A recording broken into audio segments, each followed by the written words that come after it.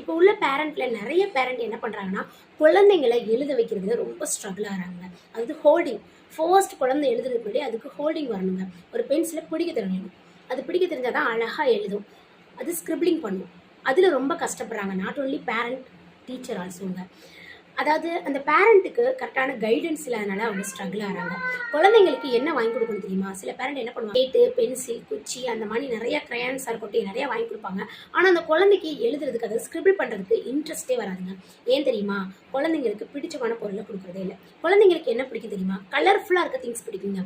So அட்ராக்டிவாக இருக்கும்னு நினைப்பாங்க. பென்சில் அட்ராக்டிவாக இருக்குமா? இருக்காது. ஆனால் அது எழுதுனா நல்லா தான் இருக்கும். ஆனால் அது அட்ராக்டிவாக இருக்காது. அதற்கு பதிலாக என்ன கொடுக்கலாம் தெரியுமா? ஃபர்ஸ்ட் குழந்தை எழுதுறதுக்கு ஸ்கெட்ச் கொடுங்க.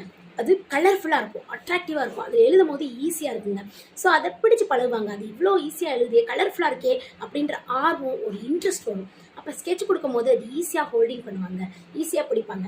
கஷ்டம் தான் படுவாங்க. ஆனால் அது கலர்ஃபுல்லாக வரதை பார்த்து அவங்களுக்கு ஒரு இன்ட்ரெஸ்ட் வரும். ரைட்டிங் மேலே, ஸ்கிரிப்ளிங் பண்ணுறதுக்கு ஒரு இன்ட்ரெஸ்ட் வரும். அதனால ஃபர்ஸ்ட் குழந்தைக்கு பென்சிலை கொடுங்க, குச்சியை கொடுங்க, ஸ்லேட்டை கொடுங்க, க்ரையானை கொடுங்க. அதை விட சேர்த்து இந்த ஸ்கெட்சிங் கொடுங்க.